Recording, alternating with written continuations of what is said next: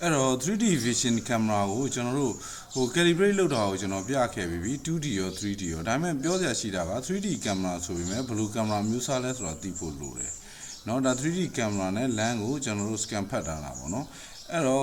3D camera မှာဆိုရင်ဒီမှာ passive stereo camera passive stereo camera ဆိုတော့ကတော့ကျွန်တော်တို့အခုcalibrate လုပ်တဲ့ gazebo မှာလုပ်ပြခဲ့တဲ့ camera ပါပဲဒါကတော့ဒီ camera frame နှစ်ခုကိုဒီ object H ကိုကြည့်တဲ့နေရာမှာ baseline ဆိုပြီးတော့ဒီမှာကျွန်တော်တို့အရင်ခုနပြီးခဲ့တဲ့သင်ခန်းစာတော့ 0.02 ဆိုတာဒီကောင်ပဲဒီ camera optical frame နှစ်ခုရဲ့အကွာအဝေးပေါ့နော်ဒီလိုမျိုးကျွန်တော်တို့ကdepth image ကိုကျွန်တော်တို့ကဒီ camera frame နှစ်ခုကိုကျွန်တော်တို့တစ်ခုနဲ့တစ်ခု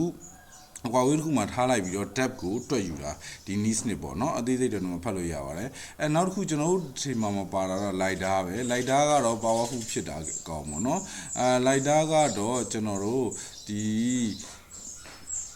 light ကိုအသုံးပြုပြီးတော့ကျွန်တော်တို့ 3D data ကိုရအောင်လုပ်တာဖြစ်ပါတယ်အဲ့တော့ဒီကောင်တော့ lidar အခန်းကြရင်ကျွန်တော်ရှင်းပြပါမယ်ဒီကောင်နောက်တစ်ခုကတော့ continuous wave time of flight ဆိုတော့ TOF တဲ့เนาะ TOF ကတော့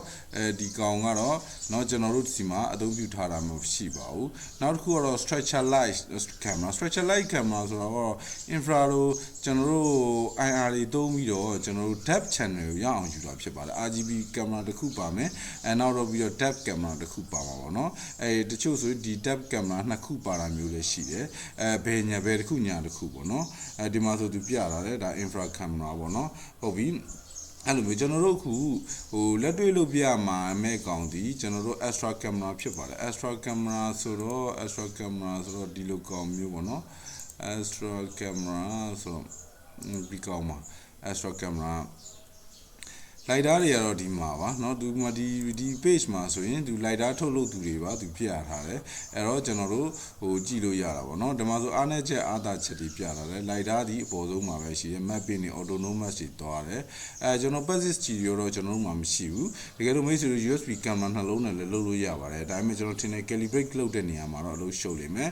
Latin Joseph ကတော့ passive stereo camera ကိုသူ USB ဝက်ကန်နှစ်ခုနဲ့လုပ်ပြသွားတယ်ကျွန်တော်တို့ရဲ့ဒီကောင်ကတော့ structure live ပေါ့နော်ဒီကောင်ကျွန်တော် ORB EC ရထုတ်တဲ့ကောင်ကျွန်တော်သုံးထားတယ်ဒီကောင်ကတော့အောက်တိုးအတွက်သိမသိတော့ sunlight နဲ့ပြဿနာရှိတယ်နော်ဒါကတော့ lidar ပုံမှာဒါကတော့ကျွန်တော်အခုသုံးမဲ့ extra